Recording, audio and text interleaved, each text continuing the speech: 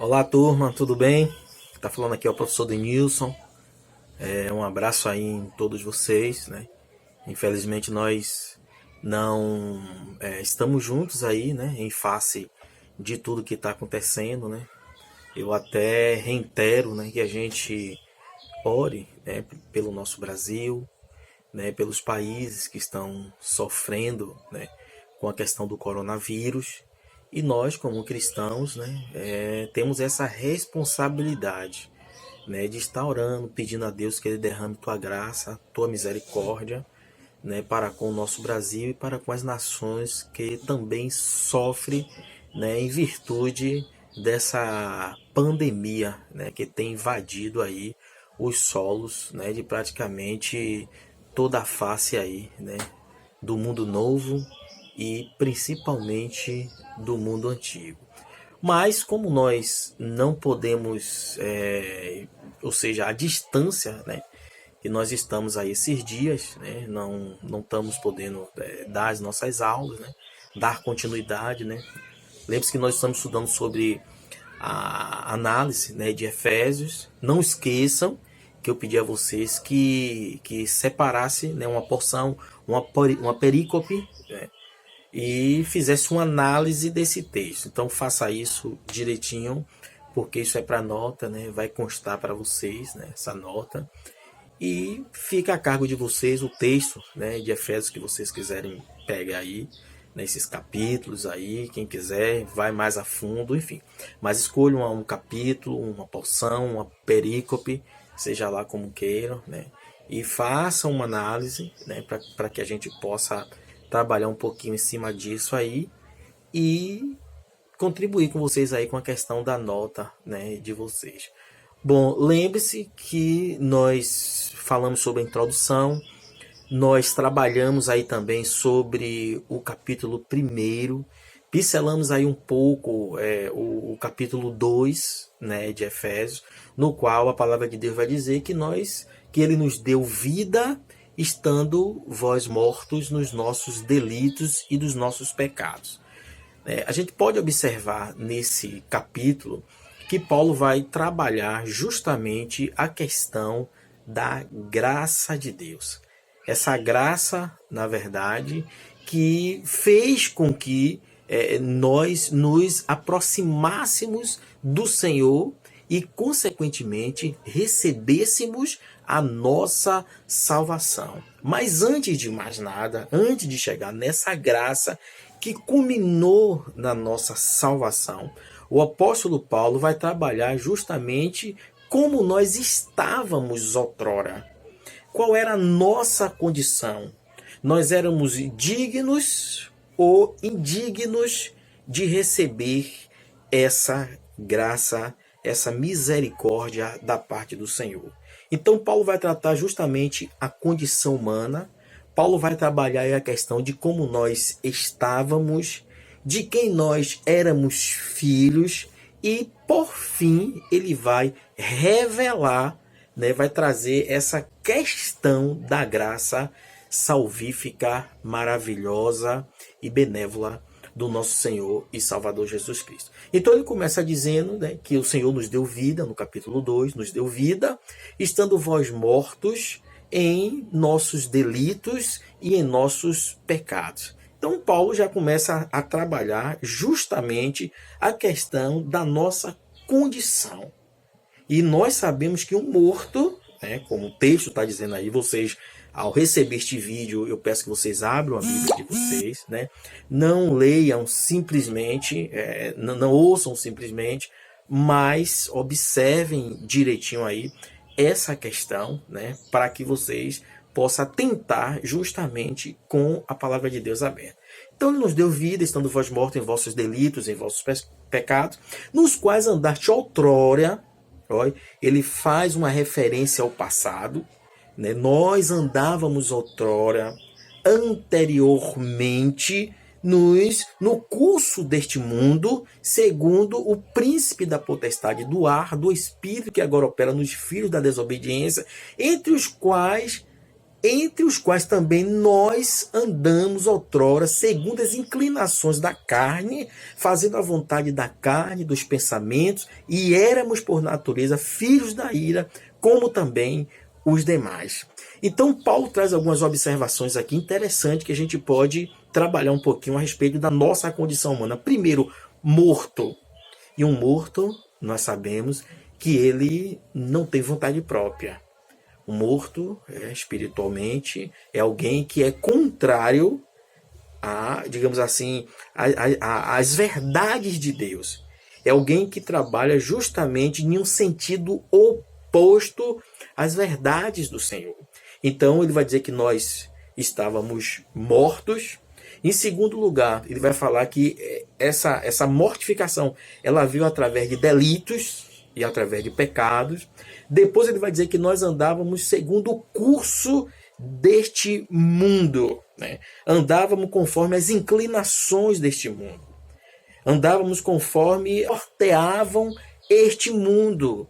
Então, esses princípios que norteia este mundo era justamente aquilo que nós andávamos. E se você reparar no texto, Paulo não vai se isentar disso. Ele vai também se colocar dentro dessa condição que ele também andava, em virtude que nós conhecemos um pouco a história da vida de Paulo, sabemos do que ele era, sabemos do que ele praticava, mas ele também foi alcançado por essa graça. Então, primeiro Paulo vai falar que o Senhor nos deu vida, porque nós estávamos mortos, andávamos segundo o curso deste mundo, éramos, olha como ele diz assim, segundo o príncipe da potestade do ar, fazíamos, né, a vontade de Satanás, do espírito que agora opera nos filhos da desobediência. Nós estávamos nesse período aqui, não na condição de filho de Deus, mas na condição de filhos da desobediência, entre os quais também nós, olha como ele se coloca.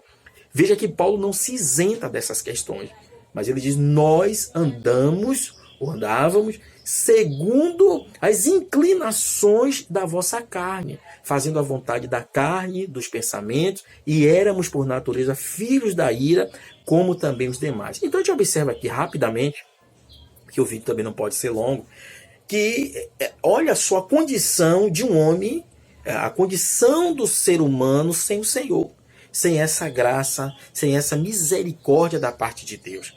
Então nós observamos aqui que o homem estava completamente caído. O homem estava completário às coisas de Deus. Filhos da ira, fazia a vontade da carne, estávamos mortos em nossos delitos e pecados, andamos segundo o príncipe da potestade do ar, né? Ou seja, aqui, na verdade, é andar segundo aquilo que o inimigo determinava. Ou seja, nós éramos escravos, né, dessa condição espiritual que mais tarde o Senhor veio quebrar para a glória de Deus. Então essa, na verdade, é a condição que nós estávamos. Então morte em relação a Deus, natureza pecaminosa, né, que nós herdamos aí, a gente pode ver isso aí em Romanos capítulo 5, versículo 11, né, no qual nós adquirimos, né, essa natureza, né, nascemos dentro desse contexto. Aliás, o próprio Davi diz isso muito bem, que em pecado, no Salmo 51, em pecado me concebeu a minha mãe. Então, João também, 3 aí a 5, ele vai trazer também sobre essa questão que nós estamos aí todos estudando. A ideia de vida na Bíblia em geral é um estado de comunhão com Deus, e de morte um estado de separação. Então, vida com Deus, né, é estar com o Senhor, é ser uma nova criatura, é viver agora não segundo as inclinações da carne, e o estado de morte é um estado de separação. É um estado oposto. Ninguém que vive com Deus, ele está morto. E ninguém que vive com o Senhor, ele não vai ter vida. Então quem vive com Deus, ele não está morto. Ele pode estar morto sim, para o mundo, para as coisas do mundo, vivo para as coisas de Deus. Então a ideia é essa. Vida na Bíblia em geral é um estado de comunhão com Deus, e morte um estado de separação. Certo? Então aí eu acredito que não há muita atenção em relação a isso. abrir a Bíblia, analisar aí juntamente conosco, para podermos chegar a um denominador comum. E o texto segue dizendo: em Adão, né, após o pecado, né, herdamos a morte espiritual. Então, por que nós obtemos essa morte? Por que isso chegou até nós? É muito fácil quando às vezes nós estamos evangelizando, as pessoas logo dizem assim: eu não fiz nada, eu não mato, eu não roubo, eu não fumo, eu não faço... Né? Muitas pessoas andam dessa forma mesmo. Né? A gente não vai negar, como outro também anda completamente contrário. Mas essas pessoas se esquecem que esse pecado veio de lá de trás, veio lá de Adão. E todos nós, né, participamos dessa semente de Adão.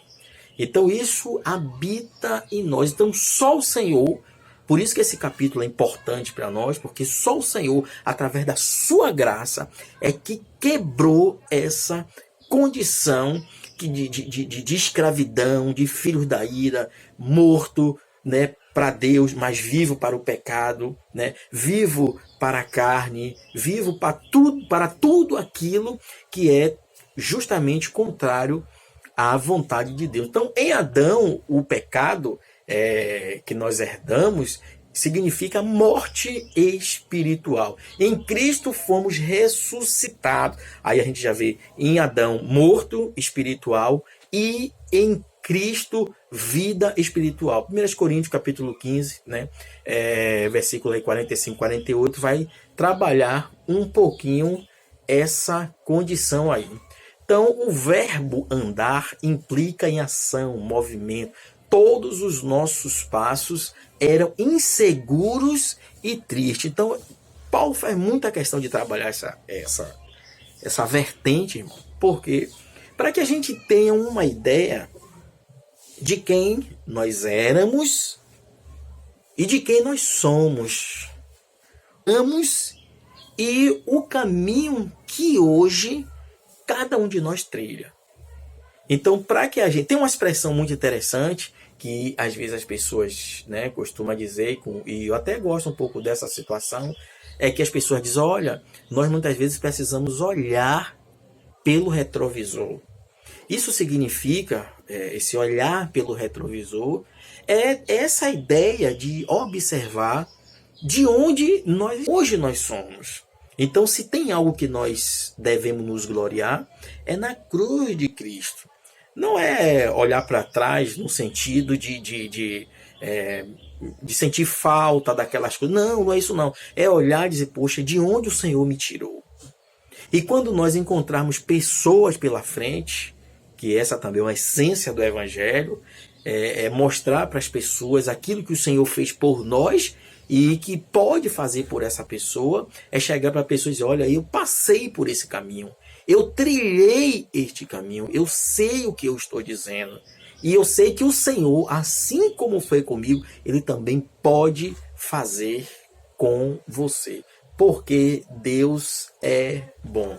Estávamos vivendo de modo, querido, que não sabíamos para onde íamos. Estávamos regidos pelo governo deste mundo, ou seja, andávamos sob as direções do espírito deste mundo. A palavra mundo no grego, cosmo, que significa sistema de coisas ou de governo. Mais uma vez aí nós estamos trabalhando a nossa condição, a nossa situação, aquilo que nós passávamos, aquilo que nós trabalhávamos, aquilo que nós gostávamos, aquilo que a nossa carne pendia, inclinava, devotava, e precisávamos desta graça, misericórdia do Senhor, e que um dia Ele nos alcançou. Então, sempre nós estávamos colocando, nós estávamos vivendo deste modo, né, para que nós não venhamos a esquecer a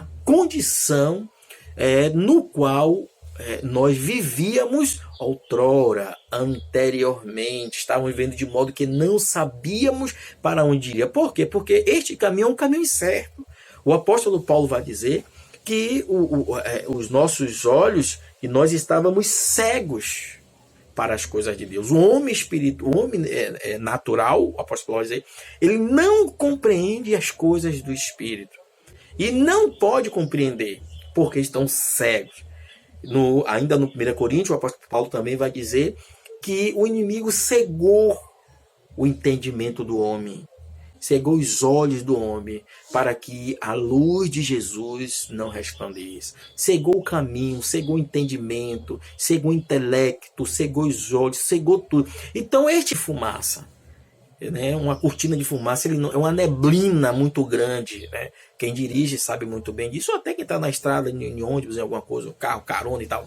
Ele chega em uma situação de ele pegar muita neblina que ele não sabe para onde vai, né? Não sabe o que está na sua frente. Então é justamente o caminho que nós estávamos trilhando antes dessa graça que o apóstolo Paulo traz para nós aí no capítulo 2, né, do livro de Efésios, que é palco da nossa lição, que é palco do nosso estudo, que é palco de nossas análises. Todas as formas contrárias ao espírito da desobediência não, irmão, não glorificavam, né, na verdade, a Deus, né? Então todas as formas, tudo que a gente fazia que não glorificava ao Senhor, isso fazia com que nós nos afastássemos de Deus a cada momento, a cada instante das nossas vidas.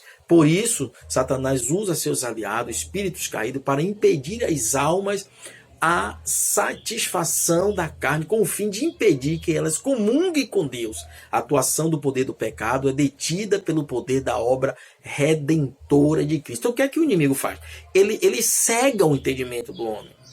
Ele faz com que a cada dia mais o homem encontre aquilo que ele traça, né, na frente, para que a cada dia ele mergulhe na vida da carne, na vida contrária a tudo aquilo que o Senhor quer para o homem.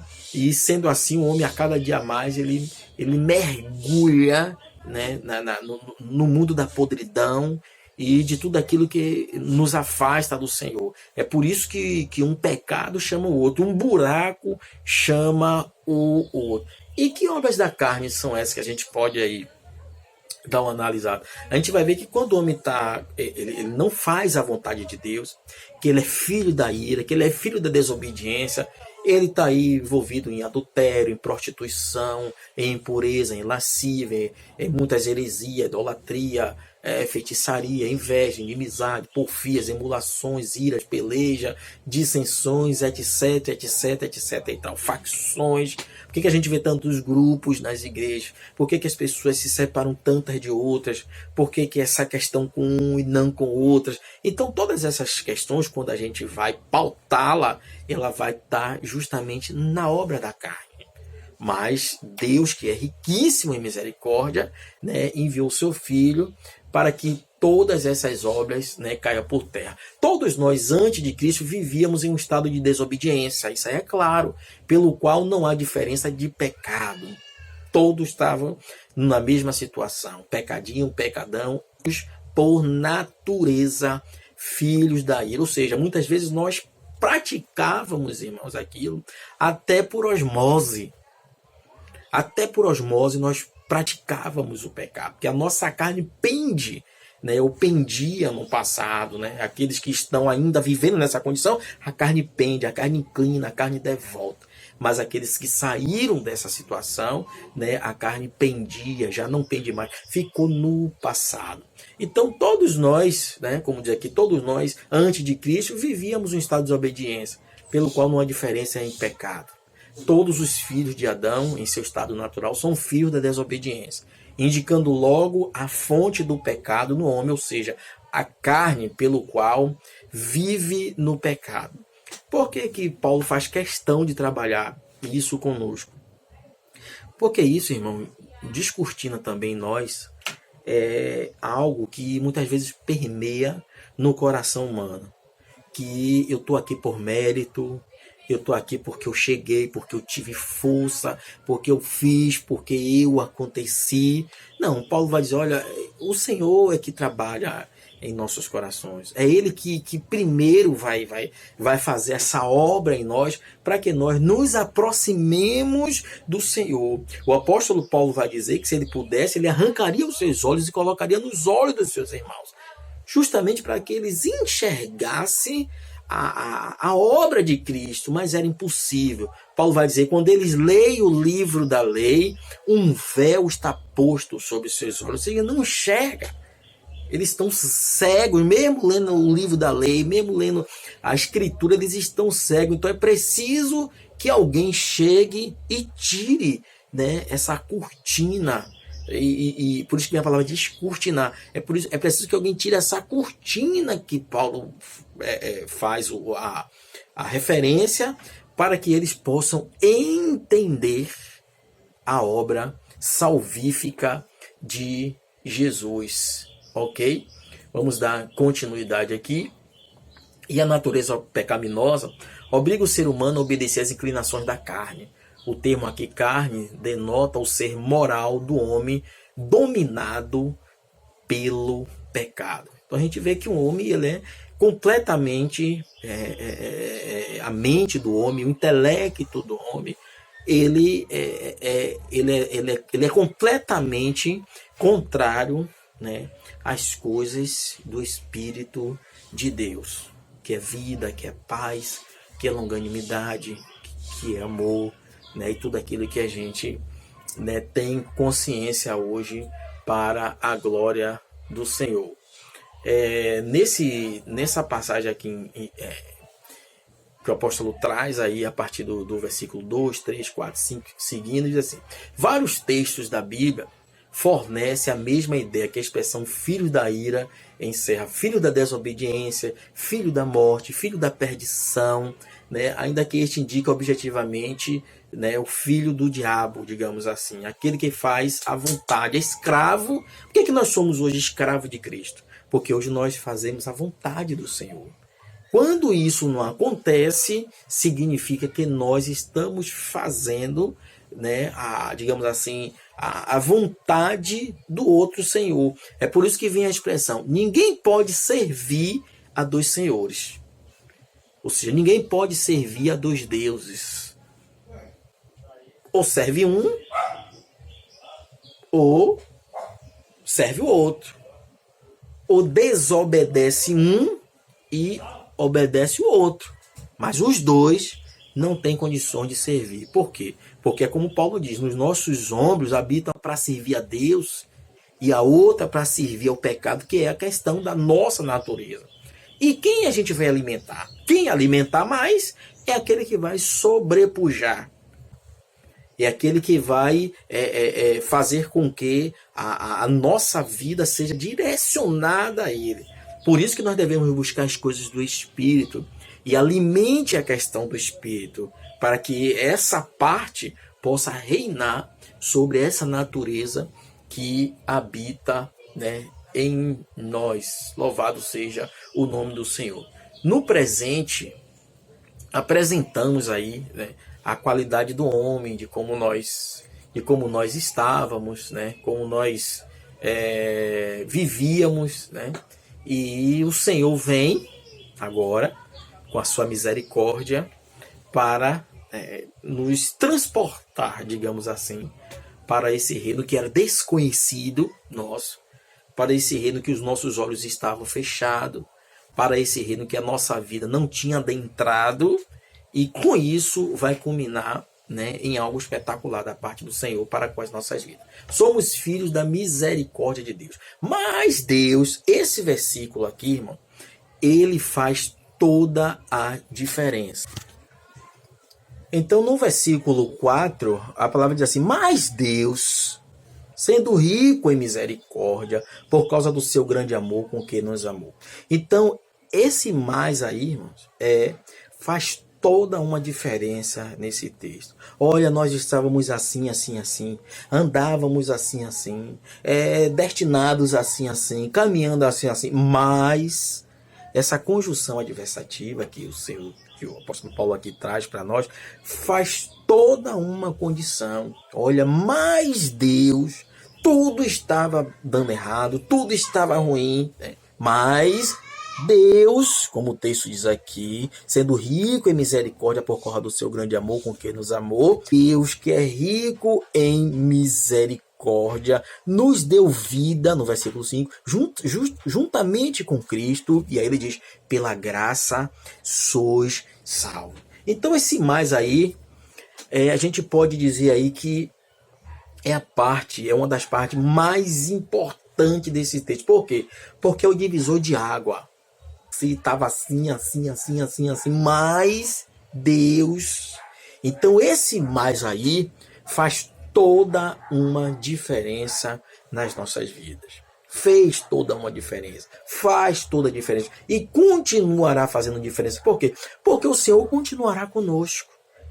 Então é isso que o mundo precisa conhecer e que era oculto não só aos olhos do apóstolo Paulo, mas também aos olhos, né, de toda aquela nação que estava vivendo naquele período, que não conhecia a obra do e pela graça sois salvo. A expressão mais Deus que é riquíssimo em misericórdia nos dá uma visão maravilhosa, né, do estado espiritual daquele que aceitou a obra de Cristo em sua vida. Nesse versículo, a obra nos dá uma visão maravilhosa do estado espiritual daquele que aceitou a obra de Cristo em sua vida. Nesse versículo está em destaque a riqueza da misericórdia de Deus e a grandiosidade do seu amor.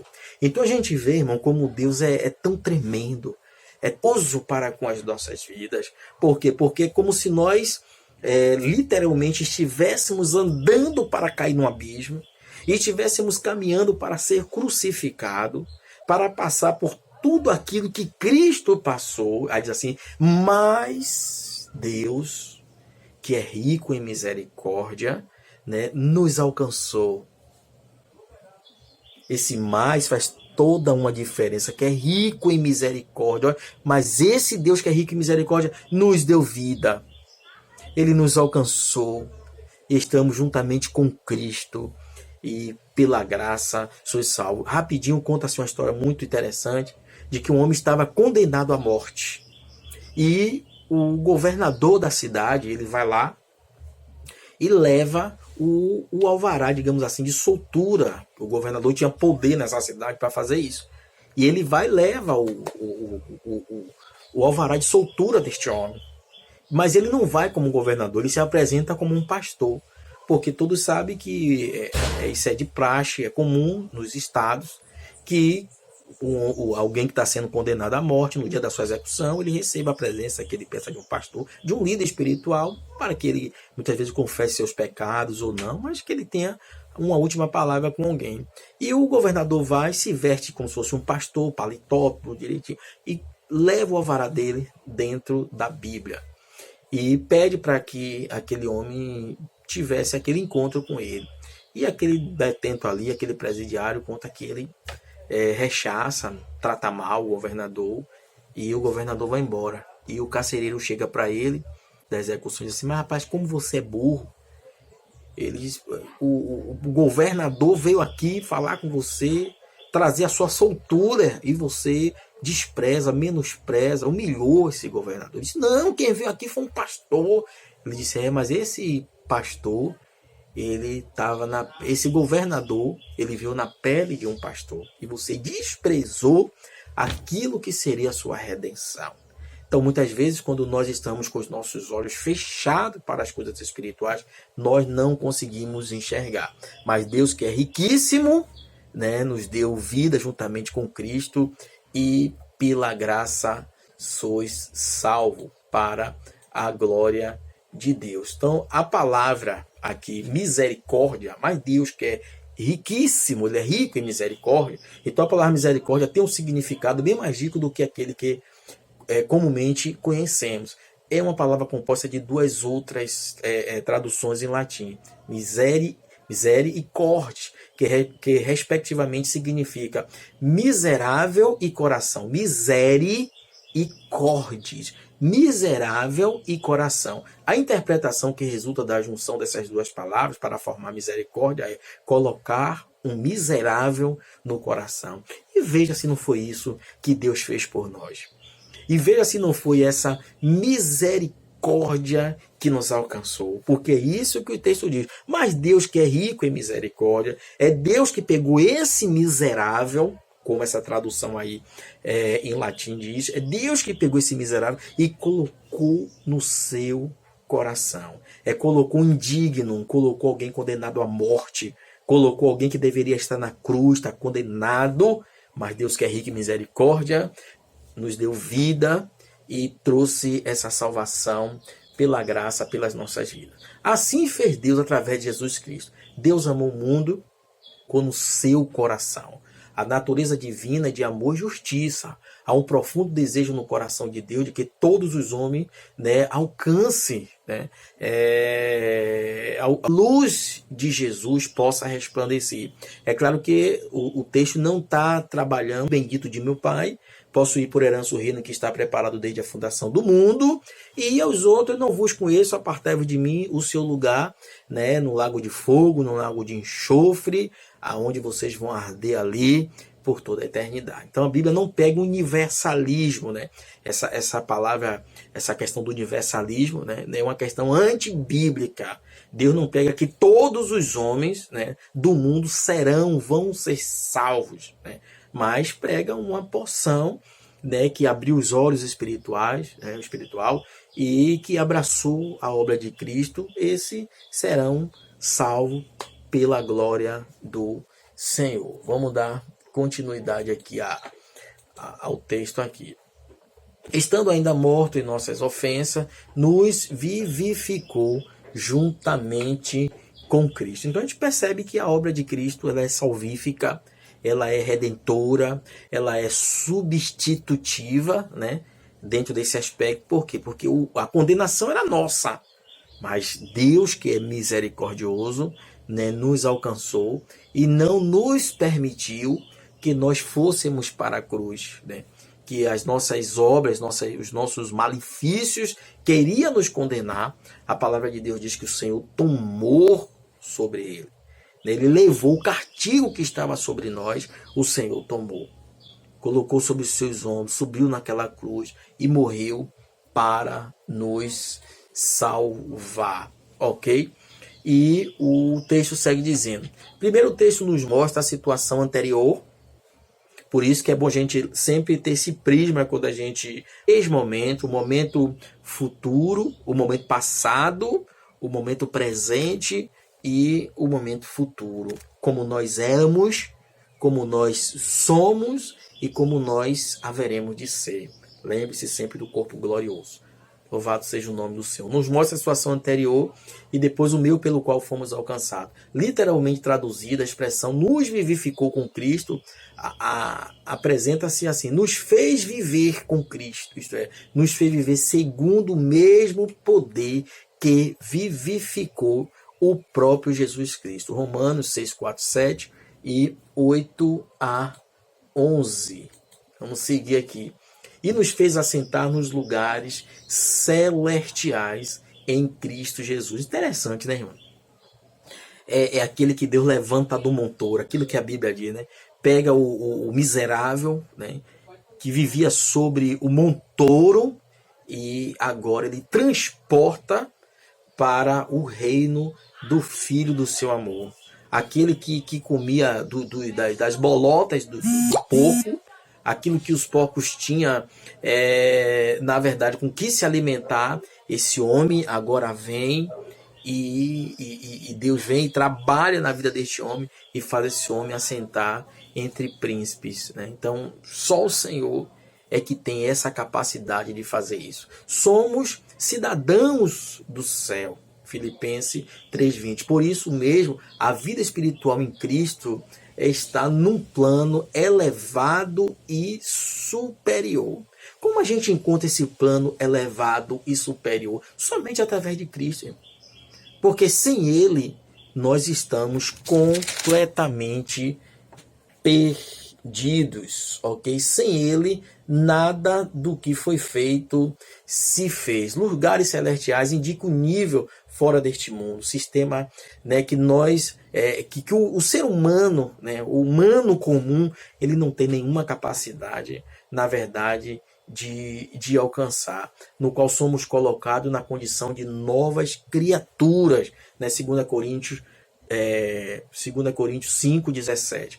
A contínua comunhão do crente com Cristo lhe dá já nesta vida uma posição celestial que alcançará a sua plenitude na vinda do Senhor. Terceiro, ele foi levado ou exaltado às regiões celestiais na presença do Pai. E nós também fomos elevados com ele, participando da sua glória nas regiões celestiais. Estamos assentados nele, com ele e para ele. Louvado seja o nome do Senhor. Isso é, fazemos parte do seu corpo místico e glorioso, que é a igreja. Então, é um plano, irmão, é um plano espetacular que Deus trabalha, né? Que Deus trabalhou através de Cristo. Lembra daquela primeira aula que nós damos? Nós falamos ali, né,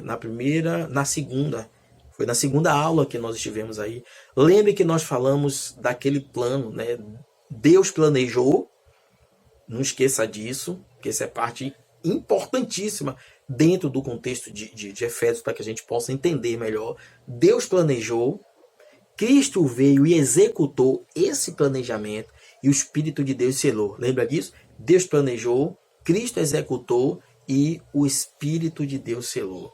Então é uma obra salvífica, espetacular, que só o Senhor poderia fazer por nós. Então nós somos privilegiados, somos lisonjeados por fazer parte dessa obra maravilhosa. E no versículo 7 em diante, vai dizer, vou abrir a minha Bíblia aqui, vai dizer justamente aqui, para mostrar, olha aí o propósito, por que Deus fez essa obra maravilhosa? Olha, para mostrar nos séculos vindouros a suprema riqueza de sua graça, em bondade para conosco em Jesus Cristo. Por quê? Porque pela graça sois salvo, mediante a fé, isso não vem de vós, é dom de Deus. Não vem das obras, para que ninguém se glorie, para que não haja mérito, para que Cristo esteja sempre a primazia, para que ele seja sempre o Senhor. Porque a ferramenta salvífica coube a nós para alcançarmos essa graça foi a fé. Porque o texto diz assim, pela graça sois salvos mediante a fé. E nem a fé nossa. A Bíblia diz que é autor e consumador da nossa fé. Fé é aquele o autor é aquele que cria, aquele que desenvolveu. Ele tem a patente disso aí, né? Ele tem a responsabilidade com isso aí. Então nós precisamos de uma ferramenta para entender essa obra salvífica, para entender quem nós éramos, para entender onde nós estávamos, para entender como nós fazíamos a vontade da carne, da potestade, como nós andávamos outrora. Então o Senhor vem e trabalha isso com uma ferramenta importantíssima, que é a fé. Por isso que diz, pela graça sou salvo, mediante a fé, isso não vem de vós, é dom de Deus, não vem das obras, para que ninguém se glorie. Para mostrar nos séculos vindouros a suprema riqueza de sua graça, em bondade para conosco em Jesus Cristo. Então a gente vê a bondade, a expressão misericórdia da parte de Deus, que ele teve para com as nossas vidas. A expressão para mostrar no século vindouro de respeito ao futuro da igreja. Se a carta de Colossenses, lembra que eu falei isso também, eu trabalhei isso aí com vocês? Se a carta de Colossenses, ela exalta a Cristo, a obra, digamos assim, o cabeça que é Cristo, já a carta de Efésios trabalha a igreja, a comunhão da igreja, a mão da igreja. Ok? Então a expressão para mostrar nos séculos vindouros de respeito ao futuro da igreja. Ela será a demonstração eterna da graça de Deus, ou seja, o testemunho da manifestação de Deus e do seu poder sobre a terra. Vamos dar continuidade aqui, porque o vídeo está ficando já muito grande. Então a manifestação da graça de Deus, versículo 8 a 10, porque pela graça sois salvos mediante a fé, como eu já falei, isso não vem de vós, nada em Cristo Jesus para as boas obras, as quais Deus preparou de antemão para que nós andássemos nela. Então a gente observa que O Senhor é grande, é Ele que prepara todas as coisas, é Ele que trabalha literalmente todas as coisas e nós só temos que agradecer. Qual é a fonte dessa salvação? Como essa salvação foi conquistada para nós, né? A fonte da salvação conquistada, uma das grandes finalidades da redenção é a manifestação da graça de Deus. A fé é um instrumento, como eu falei, foi a ferramenta que ele usou. Né? A fé é o instrumento para se obter a salvação. A graça de Deus foi manifesta na pessoa de Jesus, pois ele conquistou essa salvação. No livro de Colossenses, irmãos, se eu não estiver enganado, no capítulo 2, a Bíblia vai dizer que o escrito de dívida que era contra nós, Cristo encravou na cruz. Havia um escrito de dívida. Era como se todo dia um algoz, um juiz, chegasse para nós e dissesse: olha o que você fez aqui, você é condenado por isso, por isso, por isso, por suas mentiras, por seus adultérios, por tudo que você fez de errado. E aí vem alguém e diz assim: não, tudo que ele fez, e ele vai sair daí ileso, incólume. Então foi isso que Cristo fez por nós. O escrito de dívida que era contra nós, que nos condenava todo santo dia, Cristo foi lá e encravou na cruz do Calvário. Então, uma das grandes finalidades da redenção é a manifestação da graça de Deus. E a ferramenta que o Senhor utilizou para que nós, e vem utilizando para que nós alcançássemos essa bênção, é a fé. Esse foi um instrumento, né, primordial. Porque sem fé, a própria palavra diz, é impossível agradar a Deus. Então a fé é um instrumento para se obter a salvação. Porque Cristo, é só a gente sair aí. Essa obra já foi feita, já foi conquistada, já foi trabalhada. Mas bastamos nós sair ímpios creem nessa. Não, porque eles não têm fé. Ainda não alcançou, ainda não chegou para ele essa fé. Para que ele possa abrir os seus olhos e dizer: não, Cristo, a partir de agora, ele é Senhor da minha e das nossas vidas. Pois ele conquistou a salvação para cada um de nós. E o resultado disso tudo? No ato da criação, no Éden, Deus fez o homem à sua imagem, à sua semelhança, né? Com a queda e o pecado. Essa feitura divina foi arruinada, essa imagem do divino no ser interior foi distorcida. Então Deus, no ato de recriação do homem interior, arruinado, fez uma nova criatura à imagem do seu filho. Então, que obra poderosa e maravilhosa, irmão, nesse estudo, né, nessa, digamos assim, nesse texto que nós abordamos aqui, o quanto o Senhor, né, é poderoso, né? Então, concluímos aqui esta aula dizendo que a graça de Deus é maior do que a condenação que o pecado nos trouxe. Pois onde abundou o pecado, superabundou a graça do Senhor. Então, que obra espetacular, né, o Senhor operou, né, para com as nossas vidas. Então, a gente pôde observar aqui, né, nesta aula, o quanto Deus é maravilhoso. E no capítulo 3, a gente vai poder aí observar mais tarde, né, de como o Senhor, ele vocacionou o apóstolo Paulo, já o capítulo 3, como o Senhor vocacionou o apóstolo Paulo para se tornar um pregador dos gentios. É isso que a palavra de Deus vai dizer. Paulo era prisioneiro. Paulo se tornou prisioneiro não por roubo, por furto, por qualquer outra coisa que pudesse lhe incriminar, mas pela obra de Cristo.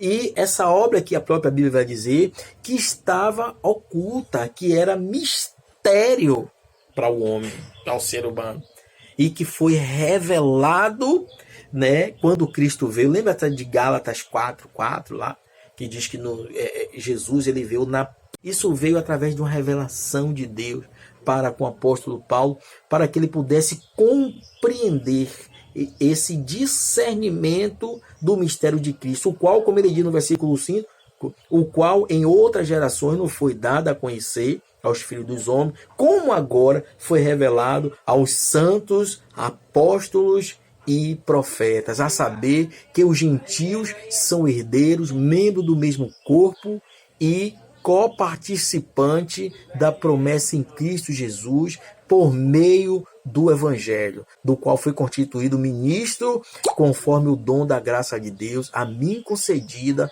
segundo a força operante de Deus. Então, interessante quando ele chega aqui no versículo 6, quando ele diz assim, a saber, os gentios são co-herdeiro, membro do mesmo corpo e participante da promessa de Cristo. Por quê? Porque os judeus, ele ainda mantinha aquela ideia de que a primazia era dele, que Deus era dele, o Senhor veio para ele. Paulo diz, não, vocês estão enganados. A saber, os gentios são co-herdeiros, membro do mesmo corpo e participante da promessa de Jesus Cristo, por meio do Evangelho, o qual fui constituído ministro, conforme o dom da graça a mim concedida, segundo a força operante do seu poder. A mim, o menor dos santos, me foi dada a graça a pregar aos gentios o Evangelho da insondáveis riquezas de Cristo, a manifestar qual seja a dispensação do mistério desde os séculos oculto em Deus que criou todas as coisas, para que pela multiforme sabedoria de Deus se torne conhecida agora os principados e potestades nos lugares celestiais, segundo o eterno propósito que estabeleceu em Cristo Jesus, nosso Senhor, pelo qual temos ousadia em acesso e confiança mediante a fé nele. Portanto, vos peço que não desfaleça nas minhas prisões por vós, pois nisso será a vossa glória. E aí vem a chave, justamente a parte, digamos assim, mais importante deste livro de Paulo, que diz assim, por esta causa me ponho de joelho diante do Pai. Paulo diz, olha, eu estou aqui de joelho diante do Pai. Eu estou preso diante desses homens, que lembra que nós falamos que o apóstolo estava ali preso, foi preso, levado para Cesareia, depois passou 2 anos em Roma. Então a causa primária que ele estava ali, a causa única que ele estava ali preso, foi a obra redentora de Cristo. É isso que ele diz aqui, por esse mistério que foi revelado através dos séculos, que estava oculto para a humanidade, que foi revelado e que chegou até a mim e que eu trago também a vocês, é Cristo Jesus, esse mistério que estava oculto para o mundo e que foi revelado, como ele mesmo diz aqui, para os santos, apóstolos e profetas no Espírito. Ok? Então, querido, que Deus abençoe. Espero que vocês estejam passando aí, né? Estudando um pouquinho esse conhecimento. É uma pena que nós não estamos aí, mas reflita tudo isso aí, essa questão desse mistério que o Senhor trouxe para nós, essa vida aí que nós andávamos, né, mortos, como o texto diz, em vossos delitos e em vossos pecados, né, e Cristo nos deu vida, como ele mesmo fala aí na sua palavra. Andávamos segundo o curso deste mundo, sob as inclinações da carne, aonde a carne pendia, para onde nós caminhávamos, mas o texto vai dizer, mas Deus, mas, não esqueça disso, mas Deus, é como se rico em misericórdia por causa do seu grande amor, com quem nos amou, e estando nós mortos em vossos delitos, nos deu vida juntamente com Cristo, e pela graça sois salvos. Então que essa graça continue alcançando as nossas vidas e alcançando vidas lá fora, porque é para isso que nós estudamos e pedimos a compreensão da palavra de Deus. Então que Deus nos abençoe, te encham de graça, né? Cubra nesse período muito difícil de coronavírus, ore pelas nações e que Deus esteja a cada dia trabalhando nas nossas vidas. Só mais uma coisa que eu pedi do texto, e se vocês quiserem, tiverem interesse, fale um pouquinho com essa questão da coronavírus no mundo, porque isso é debate de discussão, é ponto para discussão, né? Isso foi vindo do homem, de que parte isso veio? Então tudo isso a gente pode